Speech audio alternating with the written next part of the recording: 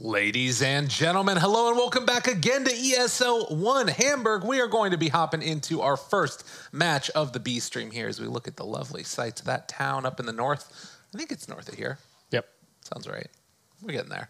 And yeah, we do have a draft that we're about to hop into as well. It looks like the players are having some trouble actually connecting to it, but a lot of all chat going on between the Alliance and the EG folks. In the lobby, it looked like Bulba had taken over S4's computer and then was flaming all of Alliance on it. So, nice. You know, getting in the head of the mental early on. Pretty nice stuff. There's nothing better than getting into their heads before the match, which actually matters a lot for both these teams. If Alliance loses game one, that means they're out. If I did my math correctly. Yeah, I think they have to 2-0 here, right? Yes. Yeah. Okay. I mean, there's also a little bit of history between these two teams, right? I don't know if it's still the case, but they used to be sister teams under the... I mean, an S4. Like. Yeah, that's true as well. S4, of course, moving from... Yeah, originally on Alliance, now over on EG. So he took a circuitous route a little bit, you know. Yes, he definitely did. By way of Secret, and then eventually OG, and now back over here again. I guess Crit too. Did they ever? They weren't ever on the same. They're on the team at the same time, were they? Crit and S4. Am I crazy? I don't think so. Yeah. I don't think so. No. Yeah, but they are now together with Fly. So I'm excited to see how this works out. A lot still on the line for both of these teams, wanting to make sure that they make their way through in the group stages. Anything that we can really be watching for as far as picks? We've seen Alliance sometimes try and push the tempo really quick and just end the game. I don't want them to pick Earth Spirit. Okay. I don't think their Earth Spirit's been looking very good. I wouldn't mind seeing maybe some Nature's Prophet. I think that could be all right. I don't know if either of these teams have been playing it, but it's, you know, a couple of the games... I think NIP played it. I want to say that people were hyping up 33 on the Nature's Prophet. Yeah, that was some sick play. Oh, some little Warcraft 3 micro. Yeah, it was really good. But it's been looking okay this tournament. I'm also thinking back to the game that we covered with Pain versus EG. The core Nature's Prophet looked pretty good there. So I would say that Alliance need to have maybe a different kind of a pick. It feels like they're experimenting way too much. They pick anti-mage versus 0/1 intelligence really hero. They, as you mentioned, they're playing a lot of Earth Spirit, which doesn't contribute that much to a lane. It does if you have a self-sustainable off laner. Other than that, it just doesn't feel right. Also, they had Arc Warden 2 games as a counter to Drow, but it just doesn't feel like he's putting a lot of pressure. He's just farming. That's a lot of empty net worth, especially the way Koikoi is playing it, just trying to split push. That's what the hero does, but you don't contribute anything to a team fight. You're barely ever there. Well, we'll see if they can maybe pick somebody that's going to be there a little bit more often as we do have a draft, and we can hop into it right now. EG versus Alliance, and already the bans are out. Fast and Furious, what we've come to expect so far, the big hero that's been left open is Drow, I would say. And who else? Ogre? Yeah, they ban out the Drow. Yeah, Wisp was 100% contested in ESL One Hamburg so far. It was either banned or picked. I can't believe this hero is so strong after all these nerfs. yeah. I mean, we've seen that before. We've gone a long way, right? From tether stunning to like from TF3, the hero has changed a lot and is still seeing a lot of play, which is pretty surprising. I guess the Ag's tether talent was a big factor, of course, as well. Yeah, it makes sense. It's the type of thing that changes the way you can play, particularly just Gyrocopter. I think that's the biggest thing, is like you don't want to ban Gyrocopter, so really with banning out the Wisp, you're banning out that combination in particular that's been so dominant. Yeah. Well, the other thing is that you know, teams are willing. Well, people want to ban the Wisp more than they want to ban the Gyrocopter, right? Nobody cares about Gyrocopter without Wisp. People still care about Wisp without Gyrocopter. And all right, EG, pretty classic counter to the Weaver. Good. Or is it? Well, Blade Mail is picked up by Weaver. Say the words Blade Mail, yeah.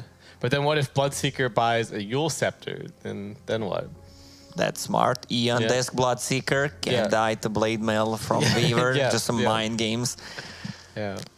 But I like this with the Winter Wyvern. Really good setup for the Blood Rites. Can be good ways to set up the team fight. And of course, the Rupture pretty good against Weaver. Yeah, this combo has been so popular. Winter's Curse into Blood Rite. Just to get a solo pick off, you don't have to hit it on multiple targets. And EG, I think they played it one time during this tournament. This is a strong combo. Also good as a laning partner. You use Blood Rage on Winter Wyvern. He uses Arctic Burn plus a Splinter Blast just to maximize the harassment. Yeah. Even if they're not on the same lane, right? The Winter Wyvern is just good Yeah, at you harassing. TP and use Blood Rage and come back to the lane. Well, not with the Blood Rage, but just even if the Bloodseeker is somewhere else and the Winter Wyvern is just harassing her lane, right? The Thirst is still going to be helping out. Yeah. So The last time that we did see Alliance go for this opening, obviously the Earthshaker takes over the role of what the Earth Spirit was, but they went for Brewmaster and CM. Granted, that was into the Terrorblade Chen, so I think that's a large part of the reason behind it, but it does seem like they want to take these team fight offlaners after the fact. yeah, I like the Shaker pick for them here. I think it's just going to be, what, 4 Shaker probably? Yeah. Taiga just playing it, so still going to be looking for Boxy's hero. The one other hero that we didn't really mention so much so far is that the Necrophos is still in the pool. That's been reasonably popular this tournament. It only comes to mind for me because we did see Boxy playing it a little bit earlier, so maybe that's something that Alliance look at here. EG, when they ran Winter Wyvern and Bloodseeker before, they also had Bane and Mirana in it, but Mirana banned out in the first phase, so Yeah. they're going to have to look elsewhere. Oh, weren't you talking about Bane having the highest win rate in the tournament so far? He doesn't have the highest win rate, but he's the most picked, I think, 22 picks, and he has like a good win rate. It's like a 70%. Yeah, we win can rate. stop talking about Bane. He just got banned. Yeah. Makes sense. I mean, this is something that they ran together with these heroes before. Just take them out of their comfort zone, run something a little bit different. Are there any heroes that you feel are countered by Bane? Like, why the Bane ban here? I think Bloodseekers, or not, excuse me, I think it's Weaver is part of it. Like, you don't necessarily, if you can find him there and just grip the Weaver, you should be able It's to a good find a setup, even with just the Winter Wyvern ulti, lock him down with the Bloodseeker, Blood Right. He doesn't even have to have his ulti up. Same goes for Bane. Sleep into Blood Right, Yeah. pretty much same combo. And now Alliance haven't quite decided what they want here. I'd imagine they're just going to take their position 5, right? I wouldn't mind seeing... What have we seen? We've seen some Lion this tournament. I'm a big fan of that hero. I wouldn't mind seeing it in this spot. I think CM's still good, too. Yeah. This is the thing that they ran before with it, and it just makes the rest of their lanes go so well. And now we This have is the hero that I like paired up with the Bloodseeker. He's gonna keep spamming Battle Hunger, which means Bloodseeker will have a lot of HP, I mean move speed and attack as well from the Thirst. So working really well. They're gonna pick these aggressive lanes to help out the Bloodseeker, boost his lane. Yeah, interesting to see how Alliance are going to deal with this Axe. Because their laning supports, if it's the Shaker and the Crystal Maiden, They're super weak. Super weak, yeah. They're going to need something that can lane pretty well against the Axe, like independently, and still get a decent amount of farm. And not even that easy for the Weaver necessarily, because you can't always go in for last ditch with Shikuchi. You know, if you get called inside of the wave, then that's big trouble. So I think Alliance still probably looking for their safe lane hero here. The Enigma's still in the pool. I don't know if it looks particularly amazing for either team, but we have been talking about it quite a bit this tournament, so it'll be worth mentioning as well here. I mean, it's kind of tough if you think that Weaver's not safe lane. Yeah. So Yeah, they just do get take the Necro. I guess they needed a hero to heal them up, and if Axe decides to creep skip, and he can, then he can just tank the creep wave under the tower. So this is an interesting thing too. This is the first Necro, I believe. Oh no, excuse me. I was looking at EG's drafts. No, Alliance. It's the second one of theirs. Yeah, I remember the first one. Yeah. Boxy got completely trashed because Taiga was playing Earth Spirit and just couldn't help that lane at all. So he just kept getting run at by Terrorblade and dying over and over and over again. It was not fun. But EG have given it away. They don't seem to value this hero as highly as everybody else does. Not sure if they just have good strats against it, good answers, or what, but it does seem like they're comfortable playing against it. Storm Spirit's still in the pool. They don't have many disables. Earthshaker will need to get a Blink Dagger to lock him down. All right. TA for CCNC. Okay. It's probably just S4 Axe, right? I don't think EG have done any of this support Axe stuff, so we probably have their 3 cores picked already, and we're just looking for what, like the crit hero? Yeah, it looks like Crit's hero is missing, but they can play Wyvern. Wyvern as 4. They can swap things around, have Axe as 4. Yeah, that's true. It's the old classic.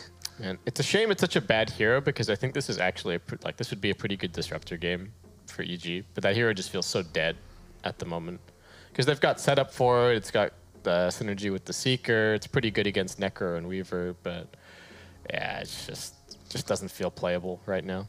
So the other thing that's kind of interesting too, you talking about disruptor, is that they've been running pretty consistently for their 5 position, the Bane, every time it's against the Necro. And they've also been doing it with the TA. So it's been like Bane TA against Necro, which I think is part of the way that they play against this strat, is just sort of deal with it with refraction and stuff. But maybe another save hero against that Necro? I feel like they could get more magical damage on their side. Something against the Necro and the... I mean, the control they have is enough, but if that last hero could have one more spell to control the Weaver, it could be nice. What about a Tusk instead? Then you could switch it over position 5 Weaver or one Wyvern. I still like Lion here, but I think I'm just always I'm a broken record when it comes to thinking that Lion is pretty good in this current meta. But I think it would work pretty well against the Alliance draft. I don't know about Tusk. If they want to save, if they really want to counter the Necrophos, Oracle is fantastic, but I don't know if Oracle is that good of a hero. I was thinking about Oracle. He's like the Necrophos counter, right? He has a Purge, and then he has 2 different ways to save people from Scythe. So it's very strong, but they don't really have the Oracle synergy in their lineup here. Like, it's okay with Bloodseeker, but not anything special. Alliance did take last pick also when they were choosing this out, so they have maybe something in mind that they want to run in the last phase. Did they write second pick or did they write last pick? That's a good point. I think they wrote last pick. Okay. Even though Dark Willow is nerfed as well, this could fit the profile. Oh, a lot of control for Weaver, magical damage against Necro. Not sure if they want to go for it, since that hero, in my opinion, is a little bit over nerfed, but still, maybe just balanced is the right word to use. It's also, I don't think Rubik's that strong at the moment, but it could also be like an all-right Rubik game. Yeah, for it's EG. always a good game against Weaver. Yeah, and pretty decent against like the Necrophos and stuff. Ooh. What? Okay, position 4, Axe or Puck? Puck. I think Puck is really playable as 4. This hero has been forgotten. He has so much attack. At the early stage, you can trade hits, especially if you get the phase shift on level 2. That's the magical damage. Really nice to start a fight follow-up with the Axe. Also good control for Weaver. I think this hero is going to be more popular as 4. You just need 2 items. You need Blink Dagger and you need Aghanim Scepter. I think position 4 Puck can work, but I also think that it's S4's Puck is too good, and I think we're just going to be seeing S4 Puck this game. Well, Alliance last pick an Alchemist, and how many times have we seen that happen against EG? My goodness. We've seen them do it as well. That's true. But that's maybe some bad memories for EG out there. Whenever I see Alc, I just look at the other 4 heroes, see the Aghanim upgrades, even though it doesn't happen that often, because game pretty much either end early or Alc just falls off with the farming. But the Necro, Crystal Maiden, Earthshaker, and Weaver, especially the Weaver, amazing Ags upgrades. They're still waiting. Ags they still haven't. Crit and S4 haven't decided yet who's playing what. They just don't want to reveal it before they go to lane, I think. Exactly. This is so smart. Yeah. Unless Alliance says... we have a problem with TeamSpeak and just pause the game. Exactly. Well, we'll see what ends up happening. Again, we have a wonderful couple of matches coming up for all you fine folks out there. But of course, the other thing that we need to decide, who is it the MVP that's going to be this time around for ESL?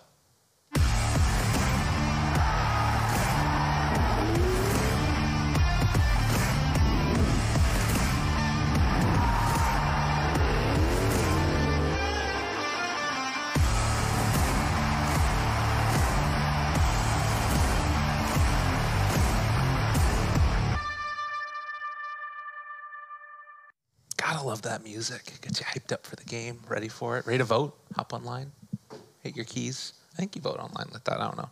Maybe you have to call it in. Maybe you have to fax it. You have to shout. Yeah. as loud as possible. You have to go in the arena, write it on your piece of poster card, and then hold it up. I think that's how it works. That'd be great. Just take a crowd vote by applause. Who is it that's the MVP? Those are always so strange because it's like the very first person that they say, everyone kind of like gives a half-hearted round of applause, and then the second one I feel like is always louder, just because everyone's kind of woken up and they're like, oh yeah, I can also clap. I have hands. So it's really silly. But Get voted last, you get a free car. Well, ladies and gentlemen, we can hop into the game now because guess what? It's happening. EG versus Alliance. The game has started. And I got to say, to me at least, this is looking like it's going to be a really interesting combo because it is going to be a puck played in the off-lane role, and then it's going to be axe support. So a little different. Yeah, I think S4's puck is just too good not to have him on the hero, so it does seem like there was a little bit of discussion in the EG camp, but it's going to end up being S4 overall. Do we like the Alchemist this game? I don't actually know if it's that good of an Alchemist game, to be honest. They can easily burst him down. If they just set a Blood Rage on him, just call him with an axe before Chemical Rage with the puck, a lot of burst damage. TA deals amazing amount of damage with just the Blink Dagger and Deso, and also they have a good Roche lineup. I mean, both teams do. Is the laning matchup okay, at least? Like, TA doesn't love standing in Acid Spray, but also, like, does quite a lot of damage. Name one hero that likes standing in Acid Spray. Storm Spirit has, like, a million base armor, so he doesn't actually mind that matchup that much. Dragon Knight. Dragon Knight doesn't care about standing in Acid Spray. He gives 0 shits. Give me one more. I'll show you the list. One more. I don't know, I'll say Terrorblade. He's got so much base armor. Yeah, maybe Timber Timber, as well. does it proc? Is Acid Spray? No, it doesn't. No? Then he doesn't. Okay, gonna take some punches here from Mr. Crit, and they move in with S4 as well. Gonna start to bring him down low. Mickey gonna give up first blood. You know, the thing I was gonna mention though, and sort of hear me out on this with the Alchemist. We're all ears. It is gonna be, like you're talking about a Blink Dagger being one of the main ways that you're able to catch this guy out. They need a lot of items on EG to make it work, like Blink Deso on TA, you need the Blink Dagger on the Axe, you need the Blink Dagger on the puck. And Alk, if he has a decent time in the laning stage, as he gets a deny right in his face, should be able to get to some survivability. Like if he gets an early armlet, instead of just going for the Radiance first, things could get pretty good. You guys not believe? You're not believers? We haven't been seeing people going for the armlet very much recently. People have just been going like, everyone's buying treads, even though you get boots of travel eventually, and then some people get Aquila. But the armlet build seems a little bit less popular recently. I do think that like you're saying, Lurkle, there's going to be some time for the Alchemist to farm up. But I still worry about Alliance's lanes a little bit overall. Just the Shaker, Crystal Maiden as the supports. Yeah, Crystal Maiden has been nerfed so much. She's not that strong of a laner anymore. Bottom lane, you have Earthshaker. Okay, Earthshaker has a proper build in this game. Stout Shield, a lot of regen. Even bought the Magic Stick. It's one of the better items you can buy against the Bloodseeker in the laning stage, because every time you use a Blood Rage, you get a charge, even though it doesn't cost mana. So he wants to be able to trade hits. Nice block. Gonna get some good damage here onto Crit. Start to level into him with the Sakuchi movement speed forward. They find the kill onto Crit. Yeah, that's just Alliance getting level 2 before EG did. The waves pushing, and it didn't have anything else that they could really do there.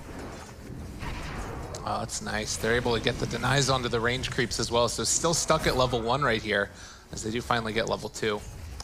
But could be a problem, depending on how it works. The call into the Blood Right, a nice combination. Weaver forced to pop that Fairy Fire, but we'll be able to walk away afterwards. They were definitely not expecting that. It's a level 2 Bloodseeker plus an Axe, Dire Courier kill. This is a huge amount of gold for Team EG. Plus they killed the Sentry as well.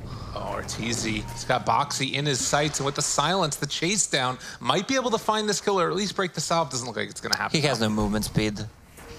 Yeah, no point in Thirst just yet. Oh. And Arteezy, has he gone too far? Being body blocked in by Taiga. They got punches coming from Boxy. The Battle Hunger is going to be there. Axe should have a call in a second, but with the chase, the call is there. Can't get off the Sakuchi, goes down. Arteezy heals back up from it as well with the Blood Rage on him. Salve afterwards, easy peasy for Arteezy. Yeah, he's just going to go right to the wave and heal up a little bit more. Weaver's back, though. Hmm? Still punching.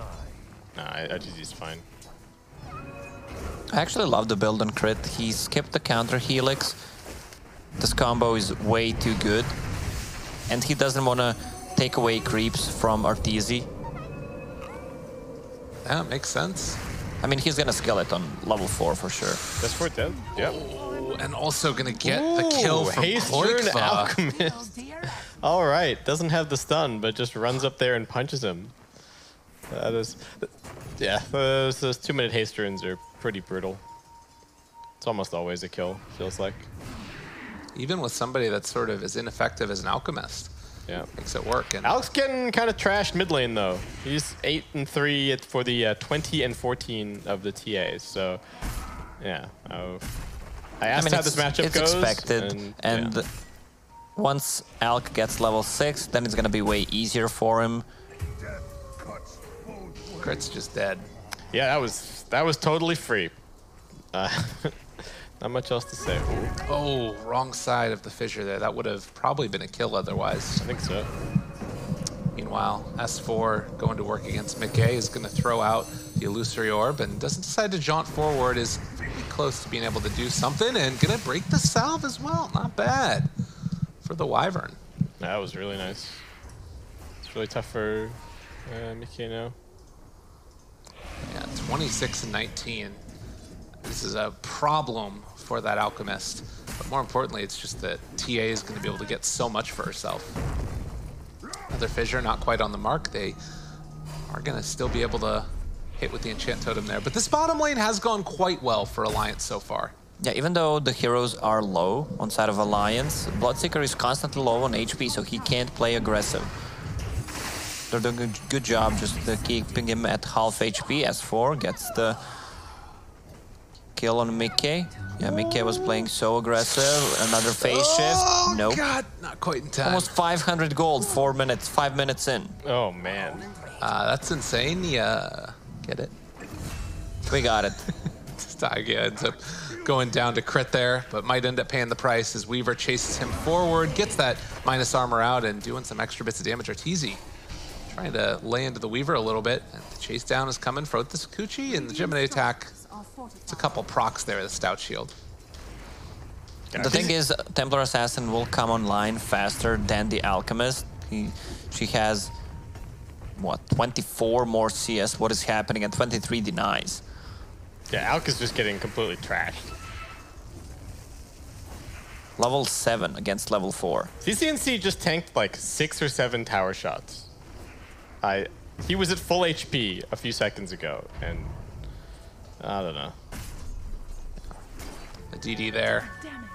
As Boxy very low, crit trying to get in a position. The Battle Hunger comes out, and now in trouble. Salve not going to come off cooldown quickly enough, and they kill off the Earthshaker to boot.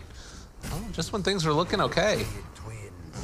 Alliance, I think, just getting a little bit greedy there, right? They wanted to use another round of spells and then go and meet Koikva for the Shrine, but they were a little bit too low, and Seeker's finally getting the points up in the Thirst, so oh my God, doing some decent damage. And CCNC has the Aquila on in this DD rune that he picked up in the top side. Yep. This is probably close to a tower.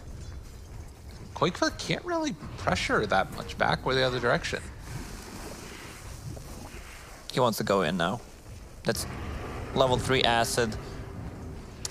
And Koikva just going to TP back home, and we'll be able to live through it, but this is a tier 1 tower taken at 7 minutes on top of 41-25 in the CS.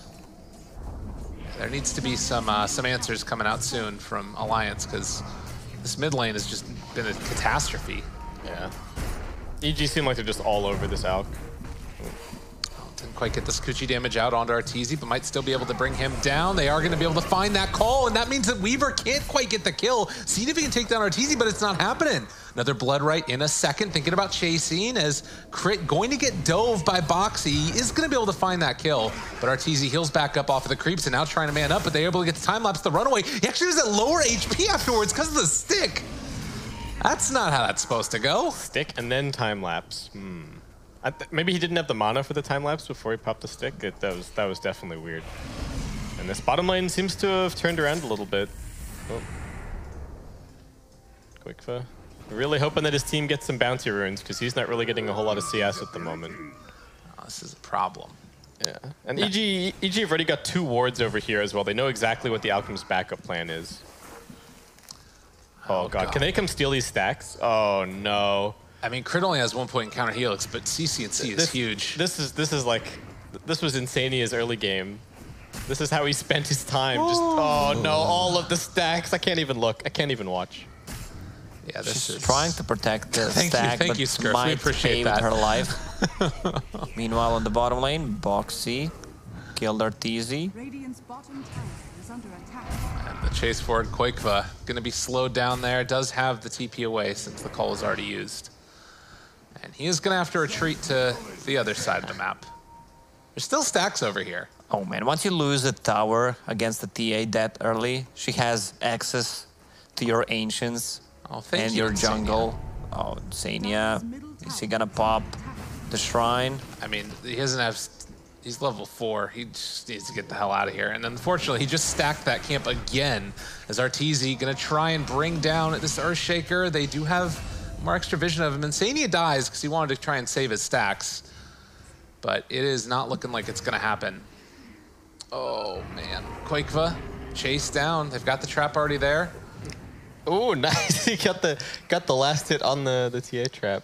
I'm sure that makes up for this, I mean, right? you don't have to kill Alk, you just need to be there, have a vision on him, so that you know that he can't farm. If he's not doing anything, he's losing way more than other heroes.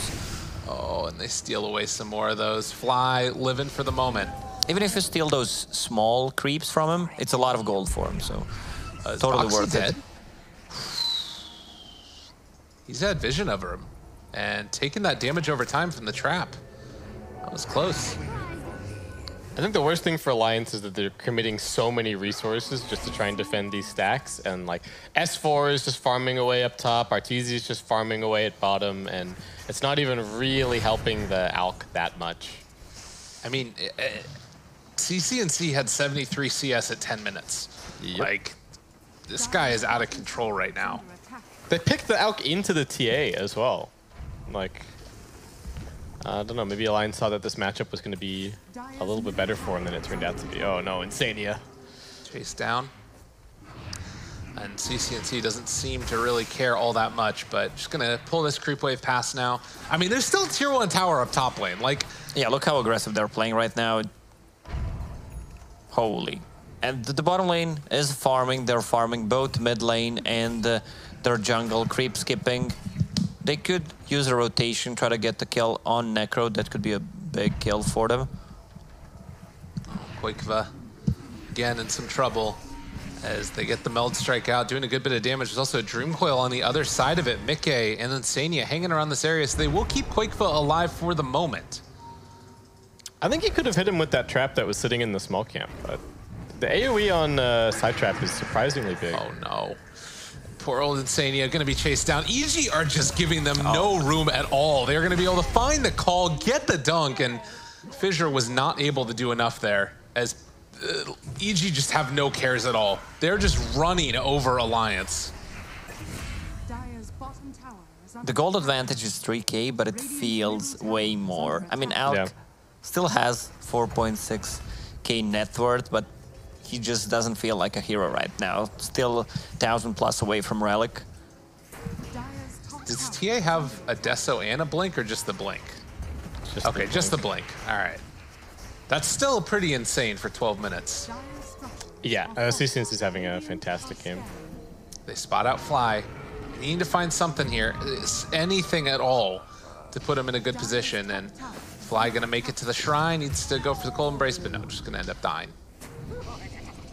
Okay, the main alliance moving their cores around, getting something. Necrophos is going to have a Veil in another couple of minutes. This could be a good one for him. Echo Slam walking right into Arteezy. Need to be able to find this kill. Koikva in position, and Boxy coming to take it. CCNC just mops up the creeps. Yeah, the way that CCNC is able to play now that he has this Blink Dagger is just crazy. They don't really have the combination of lockdown and damage instances that they need to be able to keep him stunned and burn the refraction to cancel the Blink Dagger. So lets him play super aggressively and just take farm that he otherwise wouldn't be able to. I do like the CM build, going for the 4 points in the Frostbite to try and deal with it a little bit. But yeah, even that doesn't feel like it's enough. Yeah, it's also mega annoying for the puck as well, the root. So I do like that. CCNC again, just moving into position and taking away this whole stack that was made. Insania's here as well. They need to try and find something as they're going to just drop the CM ulti, bringing down CCNC low. Is it enough to find the kill? Yes! Boxy gets it. Well, Caster cursed him. Classic. Yep, that's always the way. Boxy having a very nice game. He was kind of the only, not the only one that was doing well for Alliance in the laning stage, but he's been everywhere, right? He's been moving all across the map, finding kills, and is kind of dragging his team back into the game somewhat. Does he almost have 100% kill participation? He's got 9. Okay, no, he doesn't have any assists, so. He has 3 deaths. So Yes. 9 plus 3. That's Yeah. 12, right? Yep. Quick Can't math. argue with math. Yeah. Quick but incorrect. Stats don't lie.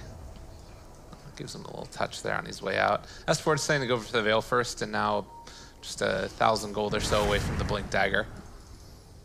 As Weaver will pick up the double damage rune, has it in the bottle, ready to go. And Alliance have found a little bit of space for themselves. I mean, it's still, they're down 2,000 net worth with an Alchemist, but things could be worse considering how it was starting to look. Yep. It'll be interesting to see how this next round of bouncy runes goes. EG now have the blink on the act. I don't think this has been revealed yet. They would love more than the Crystal Maiden, though. Ooh. Boxy, DD rune down, trying to find that kill. They managed to get the call. Nice little jump in there, but able to get the time lapse off. And now Weaver in some trouble. Can go invis in a second. Living for the moment. Thirst reveal in a second here as well. Yes, it does. He is Boxy actually goes down. going for Blade Mail on Weaver. Oh, God. That'll show him. Double TP. Not a fan. I mean, it still gives you good amount of damage. Yeah, he just doesn't have that much HP to use it, right? Oh. Poor Tyget. Yeah, I'm not sure if you can get the full distance back in time. Because when you time lapse, you have to go like more than the distance that it covers, right? That's No, the way it if you works? go too far, then it won't do the Okay, damage. got it. So you actually can't go further than 1,300. 1300, yes. Yeah. Hey, look at this one. Again, Insania picking up a kill here onto Arteezy. Your blood What? That's a solo kill. That's a solo kill. This is the lowest net worth hero on Alliance, just solo killing Arteezy. All right, he just got clowned on. This build really paying off. Yeah. Maxing Yeah. the Frostbite. Good against the puck, and it lowers the cooldown. So 6 seconds with 3 seconds hero duration, so 3 seconds downtime. That's a quick and easy math. Also correct. radiant structure. Got to get one of them at least. So they're finding ways to make this work. It's still like always on the back foot, but at least Alchemist now has a Radiance. The problem is they don't really have great defensive heroes to keep him alive, although they move into position, able to find that puck, almost getting the kill, and they will eventually take it. They need to give some space to Earthshaker to farm his Blink Dagger. Look up here. Top side as well, Crit's in trouble as they bring in the Alchemist with his Radiance. They managed to get the kill. Radiant's bottom All right. tower is under attack. This is starting to look pretty good for Alliance, actually. The Bloodseeker is also going Radiance this game. So that's part of why I think like Alliance are finding all of these opportunities, is because the Bloodseeker's not really doing a whole lot at the moment, or at least he's not doing a whole lot with his net worth. Yeah, he also went for 25 attack speed. I think in this game, getting armor would be more valuable against Acid Spray, against Weaver bugs. Yeah, 6 armor is a lot. Hard to argue against that. Remember when it was 8 armor? Yeah, that was Oh, insane. God. Radiant Yeah, he had all those survivability talents. Tagia just gonna back out now. Crit spots him, but getting fogged for the moment. Enchant Totem to back away. Can't quite get it, but they get the Dream Coil down. And now they do still hang on to the Echo Slam, but will eventually die. middle tower is under attack. And also finding CCNC, but can't do anything to try and assault him. I mean, they've slowed down the TA pretty considerably. Yeah, they've done a really good job. Well, I mean, that one kill that they found slowed him down a lot. I would have expected with the start that he would have had the Deso by this point, but not the case. He hasn't really been focusing on like maximum efficiency farming and just going for the Ancients. It has been mostly about stealing farm from the other side of the map and putting on pressure. Yeah, and when you're trying to steal that farm means the heroes who are with you are going to get some last hits as well, so yeah, maybe that's the downside of it. And this is a big moment right now. You got the Blink Dagger done for the Alchemist. I think they have one about to be completed on the Necrophos as well. And it looks like they want to try and get aggressive and maybe put the hurt here onto EG. Smoke up, move top. They're dangling the Earthshaker as bait. Finding themselves one, the Fissure blocking in this Axe. And now they jump in with S4 as well, able to find the stun onto two of them. Oh. The jump away, but S4 is in trouble now, being slowed down. TP away. Is it going to be quick enough? No, they get the kill. Alliance looking good in this game. Yeah. Even though it's only 1k net worth advantage for them, and usually when you play Alchemist, you want to be 5, 6, 7k plus ahead of their most farmed hero. And this is going to be a Blink Dagger for Earthshaker. Do you think EG are almost playing on the Alliance side of the map too much? Like, it feels like one of these situations where they got that mid tower super early on, and then the top tier one also died pretty quickly, and they just keep kind of letting themselves drift over onto the Alliance side of the map, because the conventional wisdom is that it's always better to go and take the enemy's farm than just sit back and farm on your side. Yeah, right? and they still have a tier 1 tower, which means that Alliance can't really enter their jungle. Yeah, but it feels like they keep getting punished for it in the last little bit. I think part of the reason, too, is because it's like EG wanting to shut down the farm of the Alch, which makes sense, but now Alliance have kind of gone for this like fighting Alchemist setup now, right? So you can sort of take advantage of the fact that they have been playing a little bit more spread out. As we do see another kill onto the Wyvern. Alliance playing with their lives on the line, right? They have to win this game because they have to 2-0 EG to move out of the groups. So I really like the way that they're playing, actually. They're not really being scared. They're still looking for ganks. Boxy's moving around everywhere. And I guess they feel confident that this... Well, that's a pretty confident choice from the Alchemist Quick for taking the 50 damage town instead of 400 health. That's not standard, right? I feel like people mostly take the health. I mean, you still deal damage with Radiance. You just want to survive the initial burst. Yeah. And you have a Weaver who's going to deal the damage. You have a Necro as well.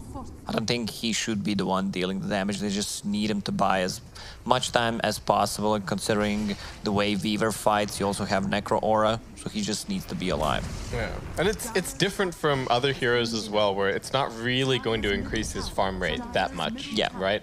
Like, he's mostly farming with the Radiance and the Acid Spray. To be honest, not a big probably makes it worse for the rest of his team if they with throw the out the Winter's Winter's Curse. Yeah. Like, could be tough stuff. Yeah, you can't backpack your talents, unfortunately. Crit. Oh, they're going to find two of them. This is big. They try and chase him down, but the Bloodseeker does have his Radiance available if they're able to get into position to take this fight. But Crit going for the call. Is it going to be enough to get the kill, though? Nice play. He spinned and Blade Mail proc. What a play from Boxy. Also getting that kill onto S4. So Alliance kind of just taking over this game, as EG haven't really played together since, I don't know, I want to say like the 10-minute mark or so.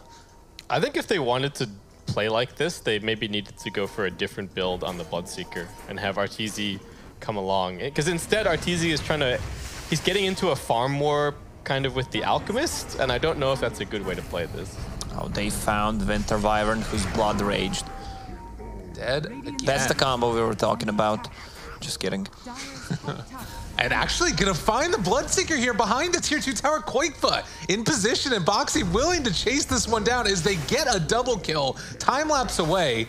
EG just look completely lost. Oh, Coil Mist and Orb as well. They have the chase down. The stun is there. He's gonna be able to find him. That 50 damage talent means he doesn't even get to jump out. Alliance are playing so fearlessly. Like, they're just diving tier 2, running behind the towers. This is super cool to watch. And now they've kind of got all the items that they need. They've got the Blink Dagger on the Shaker. If they take one more fight like this, they can go Roche.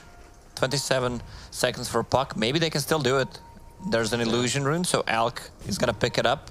Push the waves. Yeah, he has Manta style as well. Yeah, it would be so big to take away the Aegis from the Templar Assassin as well, right? You pick this TA and you have such a hot start, you're probably thinking to yourselves, like, look at this, we've opened up the Roshan pit super easy. Once the TA gets Deso, we can go and take that, but... Likewise, that's the fight, though, that throws away the game and this advantage that you've built up, because you've got Wyvern, you've got Bloodseeker, Yes. Axe, like so much team fight. And TA is gonna fall off now. She's playing against the Radiance. She can't kill Weaver. Also Necro. She can't even kill Crystal Maiden right now. And on top of this Bloodseeker, and he did not stand a chance. I mean, it's too easy. Not for Arteezy though. No. Well, what you said, Cameron, is that he went for a Radiance. They wanted to put a lot of pressure, but then he decides to go for a Radiance. So Yeah, it feels like he's- there's two different ideas Yes. in EG, right? Yeah. There's what CCNC is doing, which is buying the Blink Dagger and super pressuring the map and looking for kills all the time. And then there's what Arteezy is doing, which is just sitting back and farming his side of the map and buying a Radiance. And I don't think that's the... You know, maybe they thought that they could do it and hold down the Alchemist 4v5 while Arteezy just farmed up, but I think I would have preferred to see Arteezy going for like a more combat-oriented build. I guess the reason why he went for a Radiance so that he can scale in the late game. If the let's say mid game is not going well for EG, you can't really rely on a TA to deal the damage, especially in the late game. And the other hero is Puck. Puck building towards Lincoln Sphere. I mean, to be honest, though, you do still have this EG lineup that has so much team fight potential and burst that with their items up, they can still take pretty much any fight. It's just that they haven't been playing together. And now it looks like they're trying to make that happen as they're grouped up as 4, but the first person they're going to walk into might just be this Earthshaker. That's not the pickoff that they want. Are scanning. Instead, move into the pit, They scouted them. get Aegis. At Dire Scan, they know what's going on. Alliance are coming over here. They can't finish this quickly. Weaver already on them with bugs. He doesn't have much mana, though. Crit. Could walk in for a big call. Alliance are somewhat spread out here, but Quakefa going to be the one that jumps forward, finds himself CCNC right from the start. They managed to find the Reaper Scythe as well. Kill onto Axe, buys back immediately. CCNC pops the BKB, trying to chase this one down. They also have the CM ulti from up on the high ground. S4 able to escape for the moment as the Winter's Curse comes out, controlling one, and they're able to find that call as well. Is it enough? The 3-man silence, not bad at all. The Blade Mail, the Weaver is barely going to be able to walk away. Not quite, does end up going down, but it's already the Bloodseeker and the Axe dying back for him. EG in some trouble. They're also controlling CCNC, who's just gonna die, and now they find S4. Quakeful all over him. Alliance are doing it. The boys are back. They're gonna take the Roche. Was it CCNC? No, it was only a buyback from Axe. Where was this Alliance on the other 2 days of Radiant's groups? middle tower. This is the best that they've looked this entire time. Yeah, I think I mentioned that during day 2, it depends which alliance is gonna show up. Like this is the alliance that I saw during some of the qualifiers, and they've been looking hot, but they can also look cold as well. Yeah. In the meantime, CM hits level 15.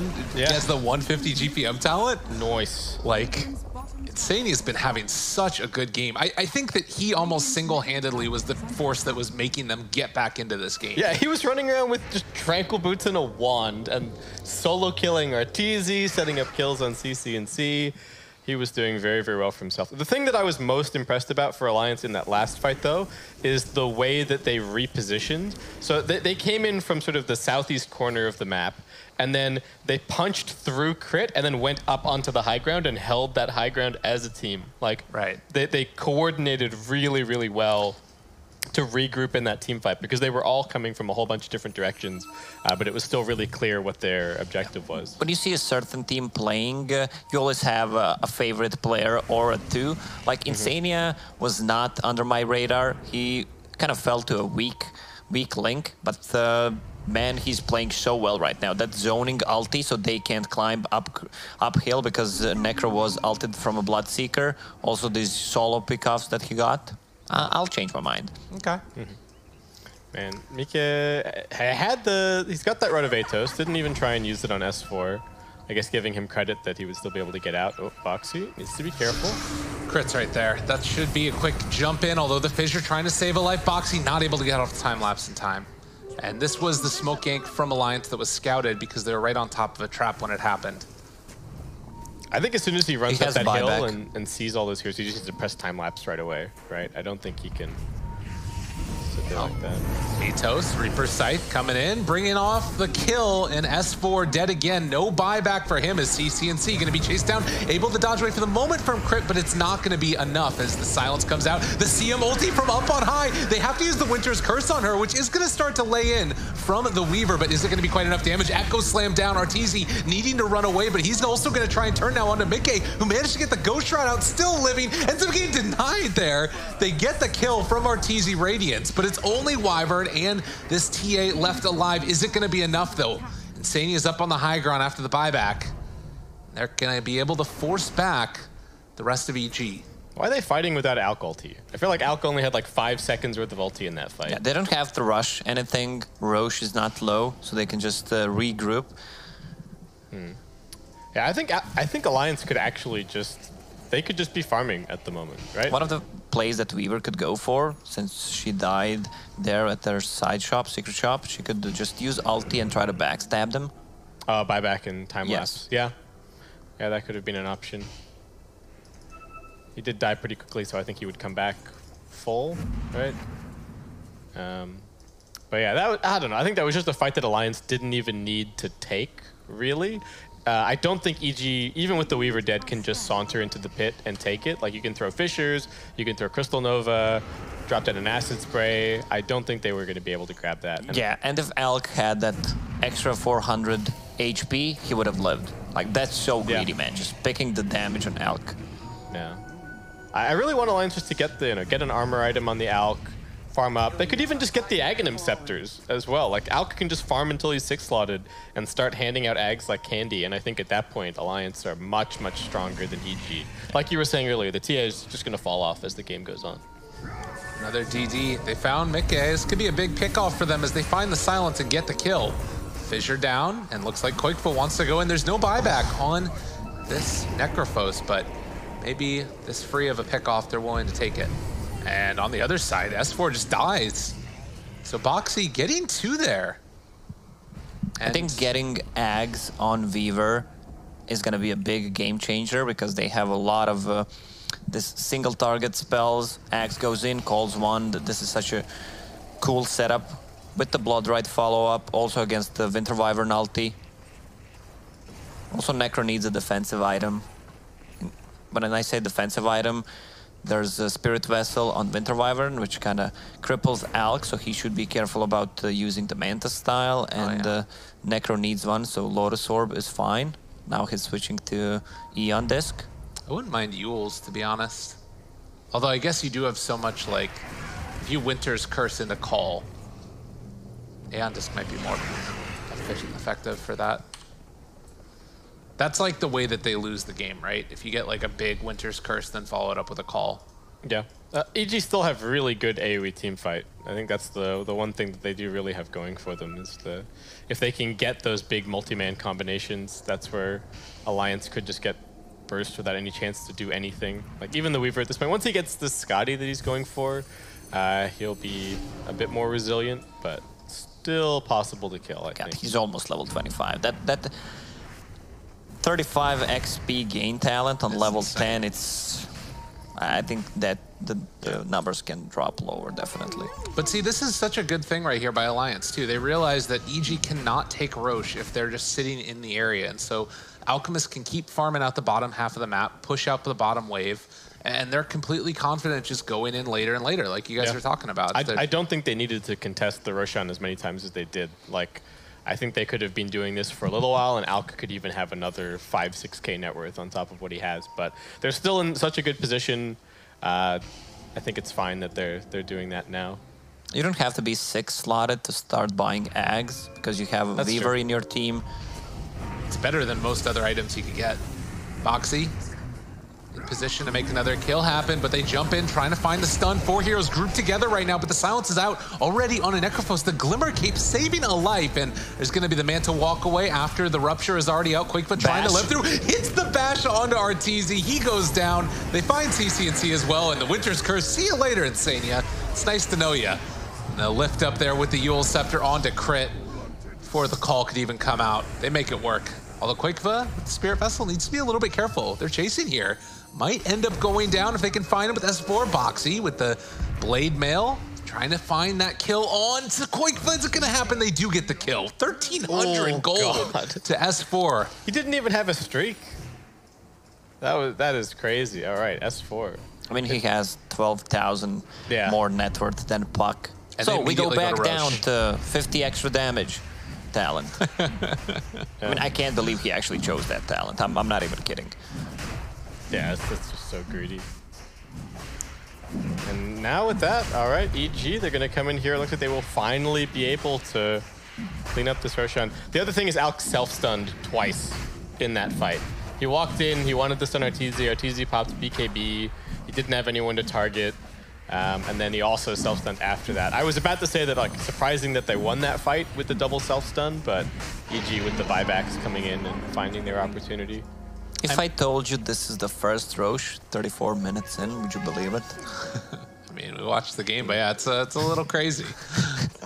You're paying attention, Gabe. Good job. I'm with ya. Radiant are scanning. It's kind of interesting, though. Like, you look at it, and even though they did win that fight, the buybacks to me make it feel like they didn't, because you can just like lose the game at this point now, like with how quickly, for all intents and purposes. Although you might end up losing your Necrophos. I think EG lose the game by waiting. So I think it's those buybacks were 100% the right decision, and this is like now their window. They really, really want a lane of racks like in the next 10 minutes or so. I don't know. For whatever reason, I feel like the Alliance lineup just scales better into the late game. This Alchemist should eventually become like insanely difficult to kill. Alliance are going to get more saving items for him as well, and that Ags that we keep talking about, especially for the Weaver, is going to be a really big deal. I don't think you can rupture the Weaver anymore also. Now that he's got that movement speed talent with the Blade Mail. Yeah, well, the Blade Mail was always just such a good deterrent for the Rupture anyway. And we've mostly been seeing Ruptures on the Alchemist, right? Yeah. He could go Blade Mail too. Yeah, he could. He's just going for Abyssal Blade at the moment, so even more lockdown. Yeah. What's the downtime on the Unstable Concoction? It's really low. Can you concoct? So you can come in with a concoction already channeling, stun somebody, Abyssal Blade. Somewhere in there, you've started channeling another unstable concoction, and then you concoction them again. So God. 10-second lockdown. Yeah. Now when Wyvern has a blink dagger for herself, they have so many ways to start a fight. So much AoE. If they just catch two with Call, Puck, ulti. This is big though. They find the Alchemist just gonna blow him up. Quakefoot in trouble, full combination. They got him caught. Mickey's gonna die here as well as they take down everybody from Alliance. Insania in trouble. Wants to get the ulti off, but it's not nearly enough. And Crit getting that extra armor coming in from the Call, and Poxy needing just run away. Alliance are getting destroyed on the vision game right now. Like they just walked. They were walking up that hill into a ward. EG saw everything. Alliance saw nothing, and he TP'd out here, didn't he? Yep. Quakefoot's dead, I think. He fought back and TP'd out here. Quakefoot gone yet again. This is Jesus Christ, man! What is Quakefoot doing? That's unbelievable. He's dead for 2 minutes. They still have the Aegis on this TA. Why did he TP to a shrine? He knew that they had vision there, right? Like, no, I mean, they're gonna go for your base. You just need to use acid spray to try to delay as much as possible. Yeah, he's not gonna rat a lane, right? That felt like none of the lanes You were. don't have boots of travel, Octarine, so it means that you can get out and then TP come back. Yeah. Yes. I mean, it felt like a little bit of a tilt move. That's one of those things that just happens, you know, but it is going to cost them dearly now. 37.5 minutes in, and It's not the way that we thought it was going to be, but it looks like Alliance might be losing their tier 3 tower as they jump in, find themselves the Weaver CCNC. They get the time lapse off. Arteezy got Blood chunked. Seeker, yeah, dropping really low. Echo Slam comes out. The Nicely Alliance done. able to turn it again. But that's only the Aegis. Now, can they keep CCNC alive? They buy back on the Axe, and there's the Winter's Curse down. It's not doing enough damage as of yet, but they have already taken the tier 3 tower, and now the lane of Brax to follow. There's no more Echo Slam. Mickey chasing, wanting to get in range here to find the kill on the Wyvern, and they will. Oh, Arteezy so low. Yeah, that was... Also, there was another Blade Mail into Blood, right? Dire's bottom shrine is Yeah, under the fact that Arteezy wasn't able to actually just sit there and hit the buildings was the big reason that they couldn't actually get that lane of Rax, right? Because otherwise they get the lane 100%, but Arteezy getting chunked by the blade mails meant that he couldn't actually commit. bottom shrine has fallen. Weaver is queuing up his own Aghanim Scepter now. They got to figure out some way to get back out onto the map and try and grab a couple of these 40-minute bounty runes. EG just have too much map control. I don't know if Alliance needs to buy a gem. Yeah, Maiden has Or- a GPM talent. If she sells Magic Wand, she can buy a gem right now. But they need to take map control back. They have 0 observer wards on the map. There's TA traps everywhere. There's observer wards everywhere from EG. They can't play blind like this. You just can't win team fights if you can't see what's going on. Like, it's making it too easy for EG. S4 is picking his spots perfectly. The White Winter's Curse is always coming in at the right time because they can just see everything. Gotta say, that Spirit Vessel on the Winter Wyvern has been everything that they've needed against this Alk and shown the problem with it. They know something is up. The top lane is pushing. No one showing on the map. Yeah, they're just gonna get out of there. So Alliance gonna try and push through the bottom here, and they do establish some observer wards down on the bottom side, but they didn't get any of the obs taken out yet. They did place down their sentry ward in between the 2 towers, and they should be able to take both of these down if they scout them up on the high ground. Yeah, they have to get those T wards. What are they doing? S4's they're just letting S4 hit their tier 3 right now. He's just taking it for free. I guess they desperately want these bounty runes, but pay for them pretty heavily. They haven't checked the high ground yet on these wards. They placed down the sentry ward, and you can understand not going by it when they smoke, but definitely want to take these out. Yeah, I think they're going to use the courier to scout them, maybe. Yeah. Okay, there we go. This one will expire, so not the biggest deal in the world. But the other observer ward looks like that one will also expire now. Crit in the area. Boxy, jump on top of him, find the call. This Kuchi went off, which he's not going to have it afterwards. And 2 minutes. Either. He bought back in the previous fight, and he's level 25. Oh, man. That experience gain talent is coming back to bite him, Lacoste. The scary thing is they didn't have to expend really anything to do that. Dreamcoil still up and ready. Has the 420 GPM talent now also on S4? Yep. So Hex, Dig on 5, Moon Shards coming up before too long. You thought you guys were greedy. We got the puck. Yeah. The net worth graph becomes almost meaningless at this point because there's Alchemist on one team and then there's Puck with the GPM talent on the other team. Like, looking at it does not give you a good sense of who's actually ahead in this game. But yeah, you're still just poking and prodding. They have actually been able to go and force their way up onto the high ground too hard, but they know that the Alchemist isn't really farming that much. Still just trying to build towards that Abyssal Blade. It's taken him forever. It almost feels like it's one of those things, too, where, like, you need the BKB to survive against what What they can try to do is put a Rupture on Necro and try to just pop the Eon Disc with the Puck Burst, because it's 60-second cooldown against almost 2 minutes. Thinking about trying to break it right there, like you said. But still, it's a range barracks going down. Weaver back up in 30 seconds. Don't feel confident just fully moving in to take that down yet. Looks like it's going to be a short Roche spawn. Yeah, back up in under a minute. The DD And the waiting DD at as top. well, for a minute and a half there. They can still wait for it and do Roche with it. Yeah, They've got a TA trap at bottom as well, so I think they can also see the fact that there's an arcane down there. And this is, again, Alliance have to break out of this map control stranglehold that EG have them in right now. Like Go ahead. I mean, they put some wards down earlier, but they're still just completely trapped inside of their base. They got to figure out some way to break out. There's observer wards watching all 3 lanes right now. They need to smoke out and try to take a Roche fight. The thing is, they don't know when the Roche is going to spawn. They have a trap on side of EG. Also, Puck bought a Dagon 3, so he's going to go in, try to use a combo and pop that Eon disc, and then they're going to take a fight. He's got so much gold. I mean, seeing Roche now, they could just think about going in with TA, yeah, and they can defend it on the other side of it. So we'll see if Alliance catches wind of this. They are going to nullifier in the towards TA mid. is going to be so big. It's just going to destroy the Necrophos. Yeah, this happens too quickly. Alliance can't react in time. And still no gem on the side of Alliance. All right, guys, back into the base. They got to get out of here quick. Let's go. They're slowing them down. They want to get into position here with the Wyvern, with S4.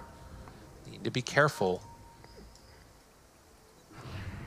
They're just sitting on that cliff without dewarding it. I mean, they're right on top of Mickey. And Aeon Disc procced in some trouble now with the call there. The rest of Alliance trying to put themselves in a position. It's just not going to happen. He has a buyback, though.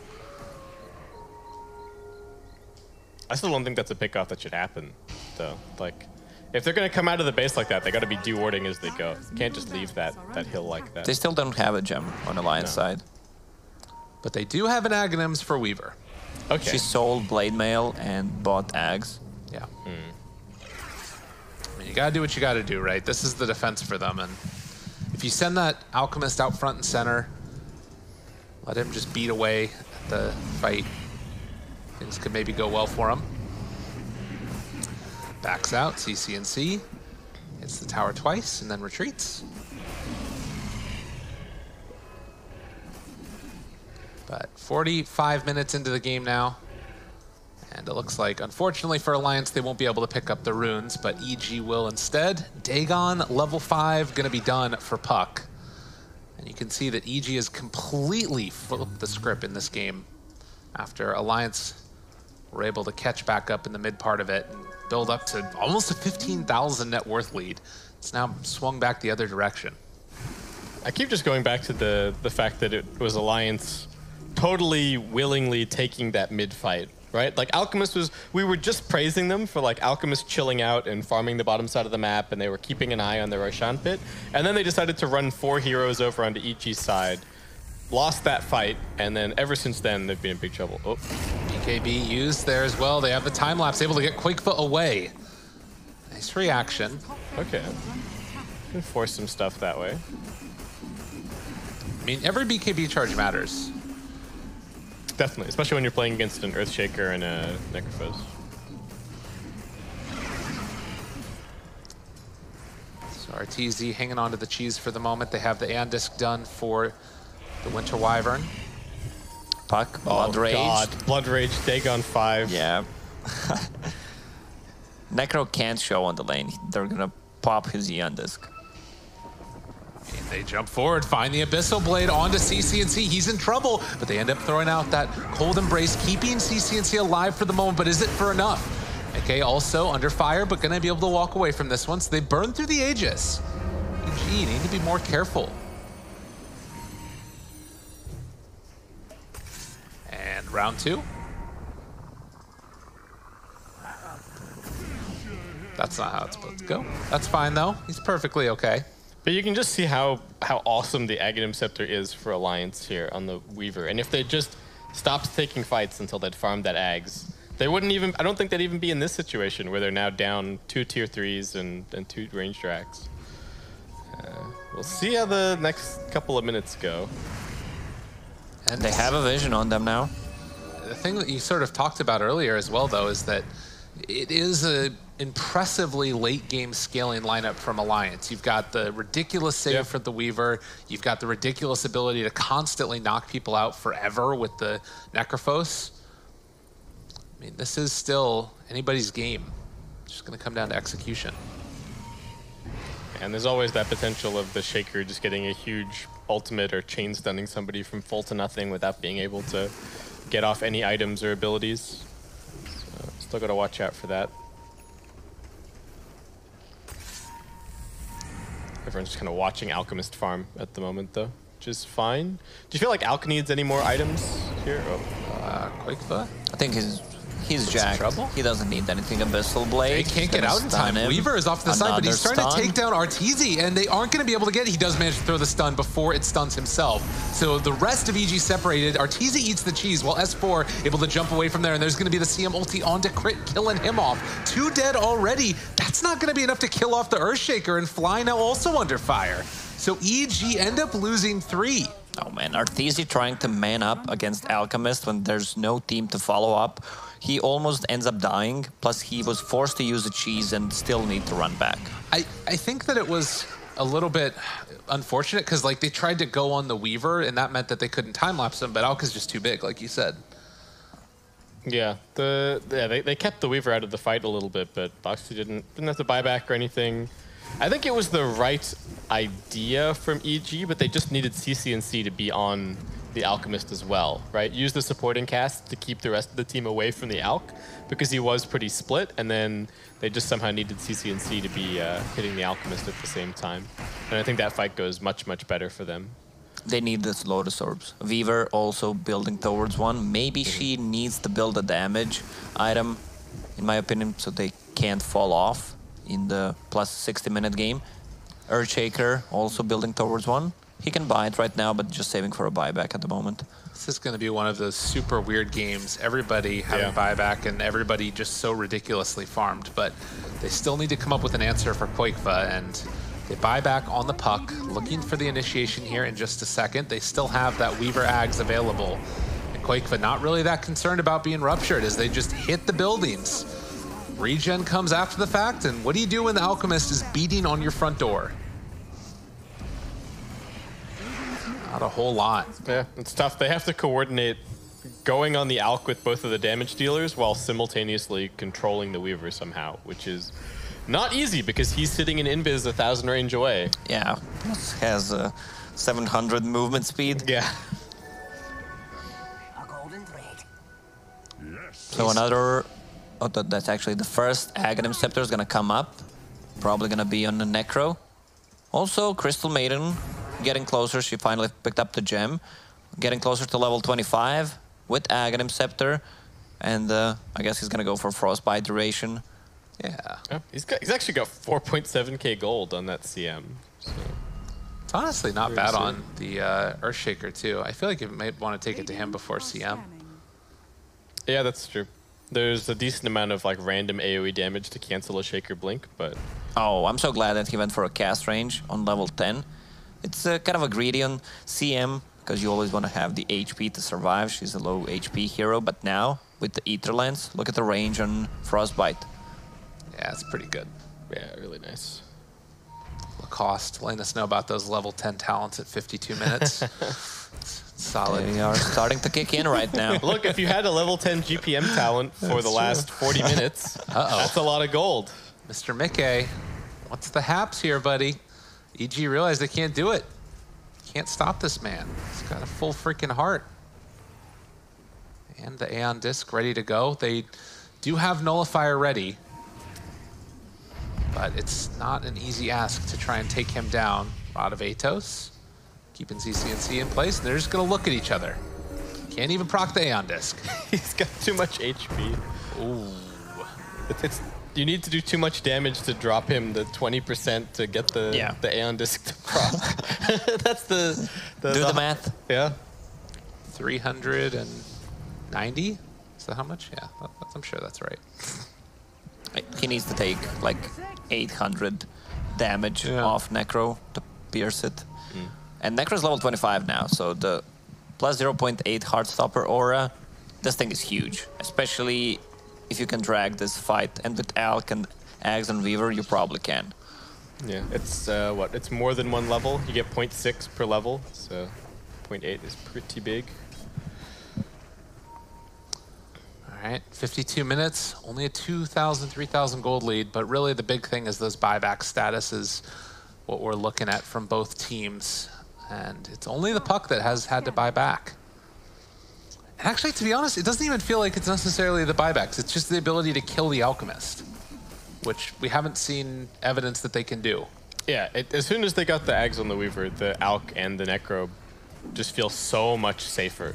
Like, so long as Boxy is hanging back a little bit, they've always got the save. And EG, they only have so much damage, and I don't feel like their damage is really scaling very much from this point in the game, right? Like, CCNC, sure, he can maybe buy a Moonshot or something, but he's already pretty capped out, and as much as Bloodseeker still has room for more items, it's just really difficult for him to run in and actually hit anybody in these fights.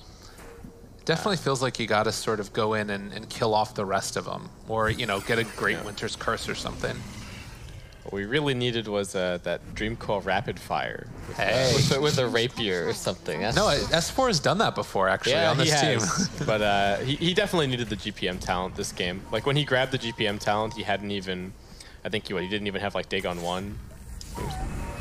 All right, jump forward, Crit, able to find the call, trying to bring down that Earthshaker, all grouped together. Nice the time-lapse comes out in time, though, and now walking away, they've got S4 under control, gonna kill him off, also taking down the Earthshaker. So that's something at least, but Crit gonna be a little bit of trouble. Actually heals back up through that. The Cold Embrace keeping him alive, but only for so long as Fly need to run away. There's gonna be a Winter's Curse, trying to kill off his buddy, and that is going to be a dead Boxy. So they've taken away a lot of their defensive options for Quakeva, but they still don't have enough to kill him off. Looks like EG are going to back out. Arteezy even blood raged the Weaver, yeah, Weaver, just to make sure. He just immediately disappeared. Everyone has a buyback besides Puck, 3 minutes still, because he bought back when they were sieging tier 3 towers. I can't believe Alk doesn't have bots. Crystal Maiden, level 25, so 4.5 second duration on Frostbite.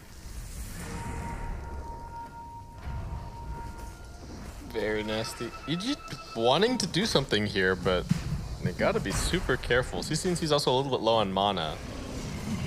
BKB ready now? They take down, throw out the trap.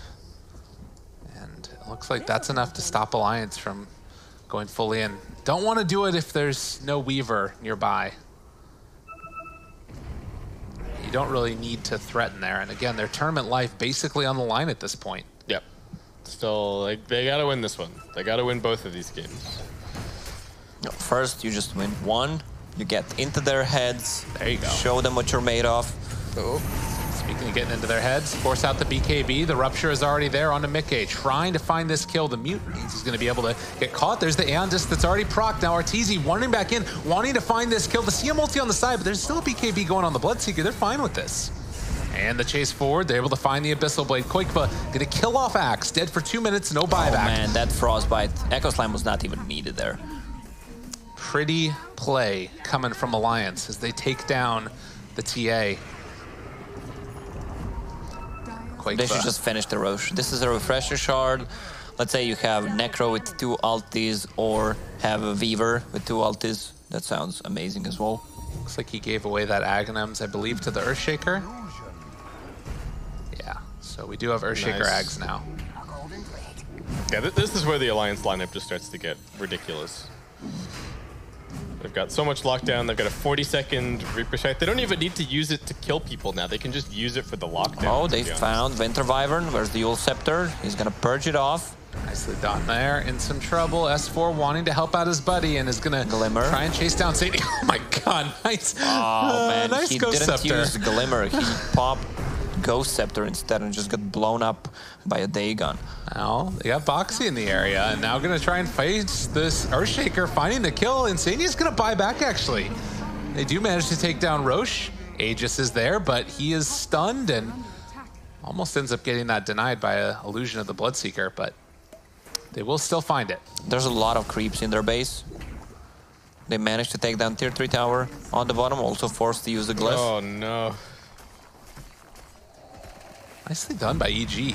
Dire's bottom barracks. Did EG even do anything for that to happen? It's No. just like Alliance just let the creeps push into their base. Maybe this Bloodseeker Radiance Illusion did something. Yeah, he did it. Look at that, they got the range racks. They don't have any more range racks. They've broken them mentally. Yeah, I mean, they're one winning team fight away from Megas. So Alliance are on the brink, but I think they're also still in a good spot this game. They've got where did the refresher shard end up? Alk has it. Still? Okay. Yeah, I'm sure they'll pass that over to somebody else in a little bit. Although maybe not. Maybe it's worth it to have the ulti a second time. Like, as strange as that sounds, it's two Abyssal Blades. Yeah. That's the big deal. Well, 58 minutes in, 37-50 is the score, and Alliance still in control, but there's a glimmer of hope here for EG if they can manage to clear out those racks and finish off Megas. But even then, it doesn't necessarily end the game. What is it about Alliance that they always have these weird-ass games? I don't know, man. Like, it always goes long. There's some weird back and forth, some weird Roshan decision-making.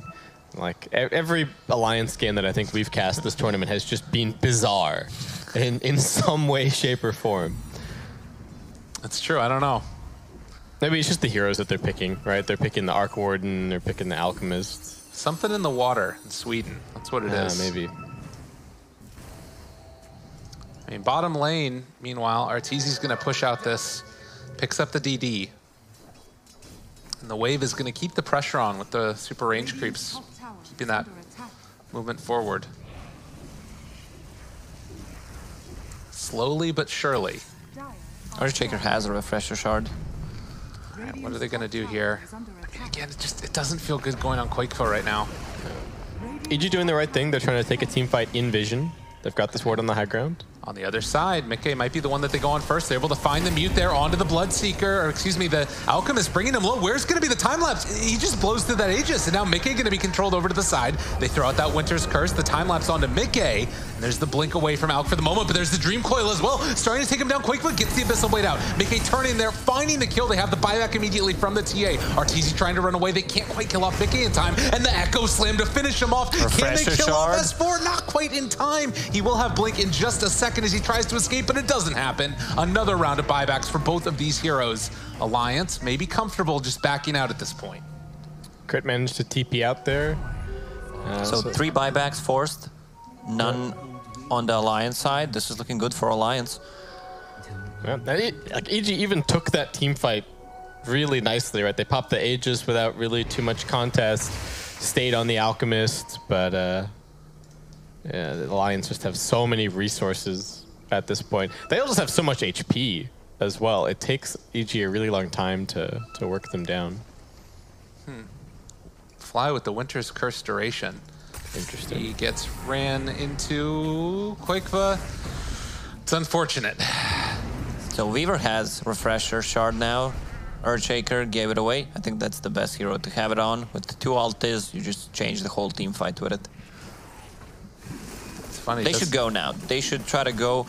Let me just see the buyback status. Weaver, Earthshaker, everyone has it besides Crystal Maiden. Yeah. And Alex got BOT2s as well, so if he dies, he can always buy back and then BOT into the fight. So they've got the numbers advantage enormously at this point, right? EG with no core buybacks at all, and Alliance have all of their core buybacks that they can throw into this. And they might be able to force the buyback out from Winter Wyvern, because you have to have that Wyvern in this fight. Like, the Winter's Curse is too valuable for it not to happen. I don't think EG care that much about one more lane of racks. Like, we've gotten to the point in this game where it's kind of megas or bust. But okay, still going to buy back. I mean, if they're going to take the fight, they have to do it, Yeah. at the very least.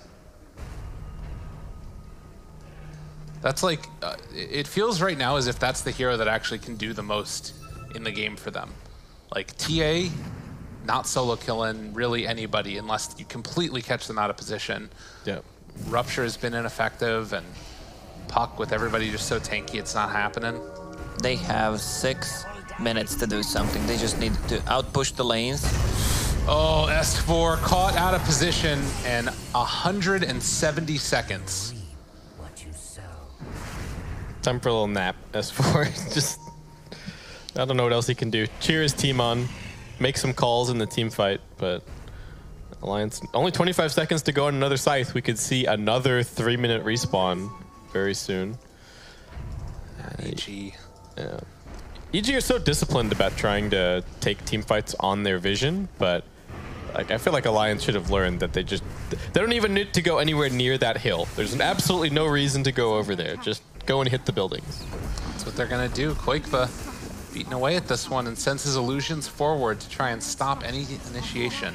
I mean, you need to split those illusions to see more. Micro, please. Yeah. But the barracks going to fall. CM getting in on the party as well. Only 2 minutes left for Puck. That illusion. Just gonna move forward, take down second lane of barracks. EG, where are they gonna make their stand? Might need to be tier 4s, to be honest, the way that this is going. CNC, is he gonna get jumped here? Minute and a half. Keep counting. Man, it feels so bad when Necro kills you in the late game after a buyback. Oh, God. Yeah. Wyvern still has Aeon Disc, still has Winter's Curse, but Alliance very smart about their positioning. They're going to go for the call, try and create chaos, wait for the Winter's Curse to come out afterwards, but they're not really in a position to make it happen yet. They've already lost the tier 3 tower. Alliance know the way that EG get back into this game, and they're not letting it happen. Was it worth it to cold embrace him there? He had blade mail on. And I don't think he was going to die. I think it would have been better if they could have either dragged him into the base a little bit or just let more blade mail damage go. But they're just buying time. Yeah, they're just trying to get the Puck back up. But 45 seconds for Puck. Hype. Oh. So that's mega creeps for them. Roche may respawn in 20 seconds. This is kind of that time where, I mean, obviously Winter's Curse is so important, but I'd love to be able to have that stun on the Splinter Blast. I think it's still valuable because like it's the thing that can maybe end the game for you if you can kill off a couple of these heroes, but nonetheless. Yeah, it's kind of the only way that, I think the Winter's Curse at this point is the only way that they have any chance of somehow catching like the Weaver and another target and then being able to focus both of them down, so. Mickey's sticking around. Puck is out. All right, nice. Oh, Axe. He's caught for the moment. They do have the Cold Embrace. S4 trying to take down the Earthshaker, but he gets the jump away with that Lotus Orb on him. Able to escape for the moment. Ruptured Mickey, and he's just going to stand there. Does not really care. EG fighting inside their base. Alliance should commit fully. Dreamcoil? Everyone has a buyback. Okay, S4 gonna get the jump away, tries to kill the courier. Nice little pickup there for him. Almost be able to kill off this Earthshaker as well. He's silenced, doesn't have another one of the Lodestars, but they're able to find the Reaper Scythe. Almost killing off Crypt, but not quite in time. And now they've isolated Mickey, kill him off. Okay, no more Necrophos. They buy back on the Axe, immediately breaking that ulti from the CM as she starts to die to the illusions of the Alchemist, who he also is gonna try and take down Arteezy. He's still living. The creep's starting to push into the long top lane. Able to find that call onto Alk, trying to kill him off, but Koikva standing tall and large, and they can't quite do it as of yet. Stun going to be thrown. Another Cold Embrace. They throw out the silence, trying to create space for Crit to get out of here, but it's not quite going to happen. S4 gets Lincoln's broken. Yule Scepter lift up, needs to jump away from this one, but Tagia has his eyes on the prize. So even when S4 gets out, he's not really going to get out. They kill him off again, dead for 140 seconds, and Alliance looking like they're finally going to be able to take this game at #1. As everybody dies in the base, and so too will the Ancients. Good decision making by Alliance. At the end of the game, they had the super creep spawning finally, and they knew the buybacks were on cooldown for EG, so everyone who died bought back. They only needed to delete 1 or 2 heroes and just finish the game from there. Yeah. The strength for the Alliance lineup this game, I think, really was that they had the better late game, and then they finally, once they had to dig their heels in and they were defending the high ground, that eventually materialized, and I feel like that's just the big reason that they won this one. They had way more resources in the late game. Like after that triple buyback, they have 10 lives to EG's 5. It's nothing that they can really do. At one point, I thought they're gonna throw the game. Also, yes, multiple times. It's just they were in control, but Mickey and Koikwa got caught a couple of times Also, the vision game at the mid and late game was just not there, and Evil Genius were playing way better, but somehow Alliance managed to come back. Yeah. The power of Alk. There's a TA on another side, which is going to fall off. You have Axe as well, Bloodseeker. Not the best late game carry. Yeah. I feel like there were multiple times in that game where like Mika and Quickfoe were, and maybe even Taiga to an extent, were trying to throw the game a little bit, and Boxy and Sanio were just making the right plays the entire time. Even going back to the early game, right? Boxy had such a good early game on the Weaver. Running around, he was like 9-3. Sort of 10 minutes or like 50 minutes into the game. So he really had a spectacular performance. Totally, yeah. Well, I'm excited to see what happens in game number 2. Have a very long one in game number 1, but EG versus Alliance going to continue on right after this. Stay tuned, everybody. More from ESL One Hamburg right after this.